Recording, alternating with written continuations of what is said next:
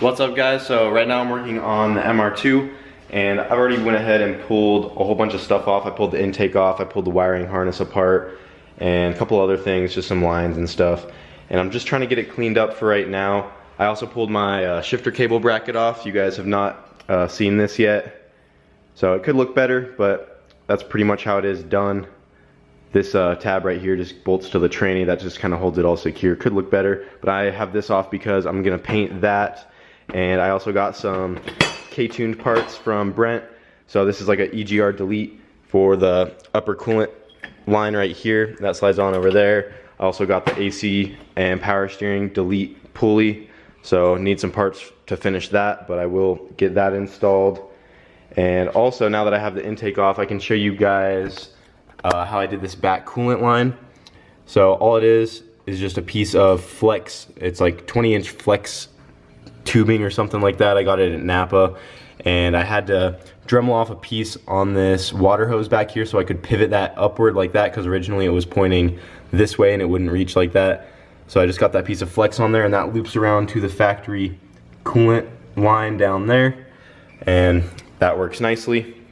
So what I'm going to try to do right now is get that piece painted and clean up all the wiring and just reroute everything, make it look a little nicer. I also put the fuel pressure regulator kind of out of the way instead of just hanging right in the way of everything. So I'm just trying to get it back together, make it clean, and it'll be good to drive around. I'm also trying to get all the air bubbles out of the coolant. So once I get all this stuff put back together, I'm gonna make a little filler neck for the coolant, because I could get a K-tuned attachment. They make the little filler neck that goes onto this piece right here, but it's like 80 bucks and I really don't feel like spending that right now because I'm not sure if I'm gonna keep that for the future build anyway. So I'm just gonna make a homemade little water fill neck so I can at least bleed all the air bubbles out of the system. And one more thing also, I did block off the air idle control valve with just a little aluminum plate right there.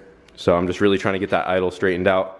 So I'll see if this helps. So I got the wiring harness kind of cleaned up. That's gonna be going in the Geo. It's all labeled, and it just has all the basic stuff.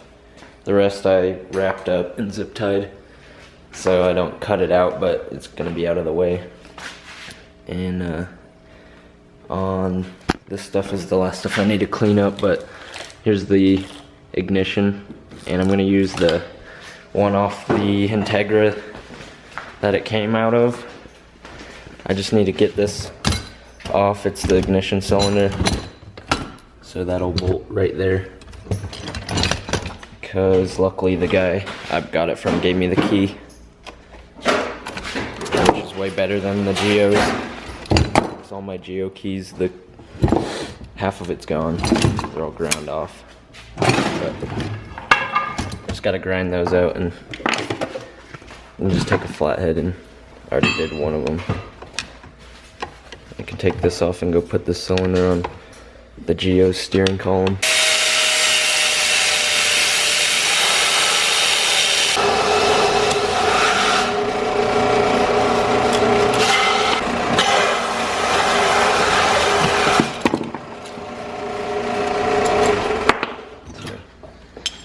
I'll be able to use this and have an actual key. This way. Somewhat.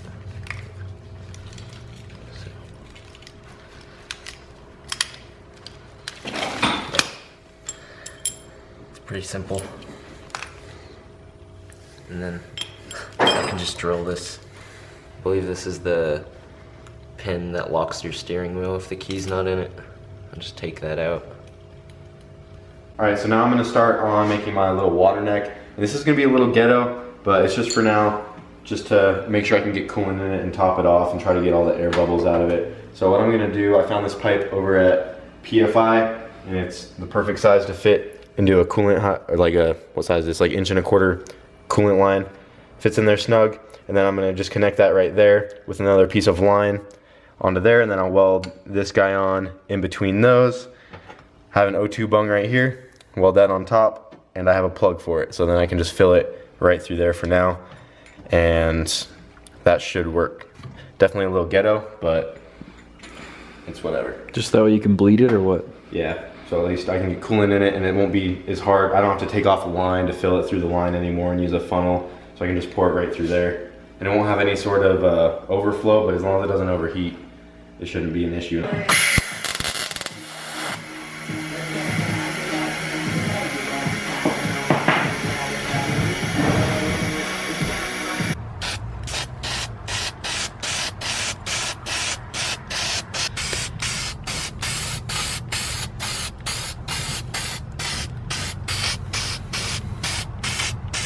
Just finished painting up the shift cable bracket. Turned out pretty good.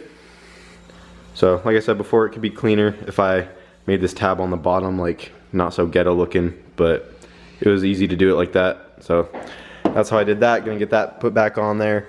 And I also got the coolant fill up neck pretty much done. So that should work fine. You can just fill it up right through here and hopefully let it bleed off any air bubbles right through there. And I was gonna put on this K20 intake I had, but unfortunately it's not gonna work because I need to block off some stuff over here if I wanna put that on.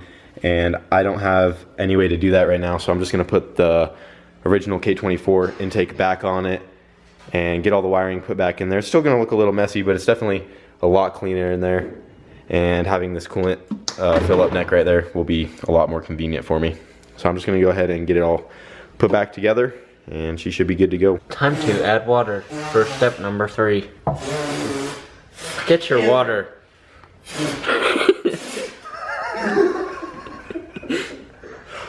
Fill her up. I was gonna fucking talk. Oh. We'll talk, it's filming. You weren't filming me, bitch. Alright, so I just got it all back together and I did already start it up. So I just got it put back together and I already did start it up. It idles great, no more idle surge, but now that I don't have the air idle control valve, I have to adjust the idle manually. There's a little idle screw down in there. So I just had to play with that and get it to idle good. So now I'm going to start it up and put water in it and hopefully there's no leaks. Hey, Aquafina. Fuck down your bitch like water.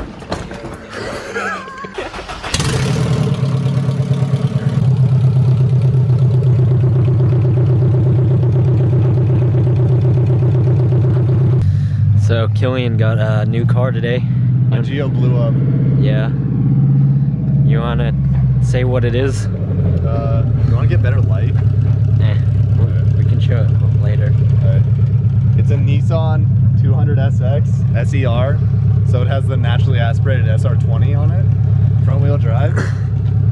LSD. Yeah. It's really clean. Like power everything. Kind of high miles, but it's fucking dope. The paint is awesome on it. Yeah. It looks really dark here, but it's like a light blue. It's like hyper blue. Yeah. It's super fucking dope. I got it for $1,000, so it was a great price. Yeah. And he's gonna race the MR2. Yep.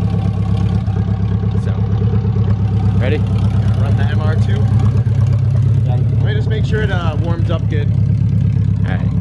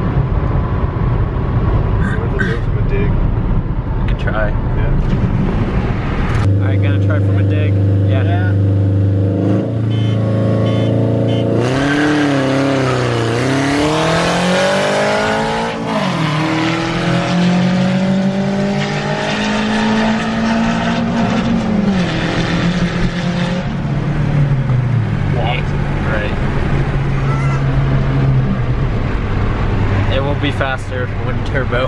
Gonna put SR stock turbo on it. Soon it will be SR20 DET.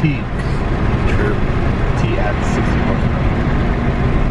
So Killian got gapped. It's the MR2's first ever dig. Yeah.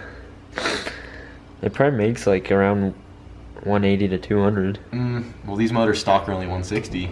Oh wait, what? Yeah, the Accord motors. No. It's the K24A4. Oh.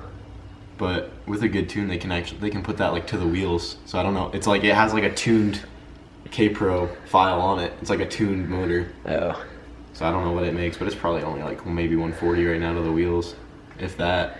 And Killian I this doubt 140 crank. Yeah, and this idle screw's a little fucky. I lost the OEM one, so I just found this one, and it keeps backing out on me.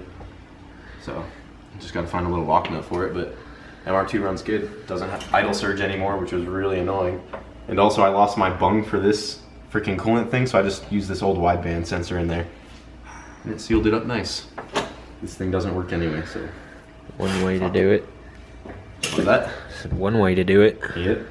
Now I can measure my coolant temp through my wideband, bro. Yeah. Are you doing anything else on this tonight? Nah. Pretty good for tonight. I still need to bolt the shifter down. Yeah. And yeah, I might start my Geo either this week or next week. And just not have a car to drive because I don't have any obligations. You have nowhere to be anyway. Yeah. But yeah, I got quite a bit done on the MR2 today. I went ahead and put a lock nut on that idle screw. It's kind of hard to see down there, but the idle should be good now. That screw shouldn't back itself out anymore because after we raced it, backed itself out and was not even holding an idle because it backed all the way out, not letting the motor get any air. So fixed that, and honestly, the bay didn't get cleaned up that much. It is a little better. The main thing you would notice is that I got rid of the EGR valve. So now I have that nice little block off plate right there. And it did clear up quite a bit of room. Now all my plugs for the sensors reach no issue. Before, I wasn't able to run the coolant sensor plug right there and the speed sensor down there at the same time because they wouldn't reach with the EGR valve in the way, but now those work. It idles great. And the MR2 is getting there. Got the bracket all painted as well. And the main reason I painted that was because it was rusting. It was sitting outside when it was at PFI, so it built up some rust on that bracket, but it's all painted, good to go. And then soon I will be installing that power steering and AC delete on that side and get rid of all that stuff. That'll clear up some room over there. And yeah, I mean, it's getting there, but definitely still has a ways to go. But at least now it runs pretty solid. And honestly, I would completely trust this to take it anywhere. It does not get hot at all. Let me start it one more time for you guys. Here, I'll get it idles now.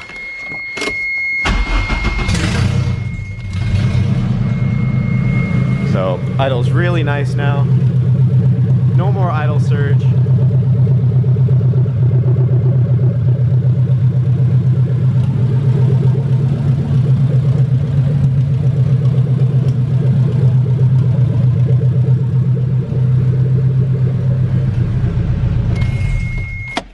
Yeah, and I just watch everything off the laptop right here. Have a charger in the car, just run the Honda out the side of the car, the cable into the laptop. So I just watch everything through the laptop because none of the gauges on here work except for the battery and the fuel. Everything else does not work. So just watch the Honda. She's getting there. Had our first dig and won the race. So that was pretty funny against Killian's new car. But she is getting there, guys. And I still need to tear into the hatch. I'm just trying to find time to do that, but I also did order a bore scope to look down into the cylinder, see if any of my cylinder walls got scratched, something like that. So we'll be tearing into the hatch very soon. Need to get that ready. Want to take it to the track, and worst case scenario, like I said, I have a whole new motor for that thing, so I can just put that together, order whatever parts I need, and get that thing running, because it can't be that bad of a repair. I mean, I say that now, knock on wood, but realistically, it can't be too expensive to fix. So hopefully we'll get the hatch up and running soon. MR2's getting there, and I guess Charlie might start on his Geo pretty soon. He's laying out his harness today and trying to get all that stuff figured out. We'll see how that goes. And Hayden is getting pretty close to getting things ready on the RX-7. He's probably still far away from actually trying to swap the V8 in there, but he cleaned up the engine bay, all that stuff. He has a transmission for it. I'll let him explain that, but he did get a tranny for it. So this thing will be pretty sick once it's done as well. So we just got a whole bunch of projects we got to finish up. And also I will be doing more work on the shopping cart very soon. It's just hard to find time. We have so much to do, but we're getting there, guys. So thanks for watching.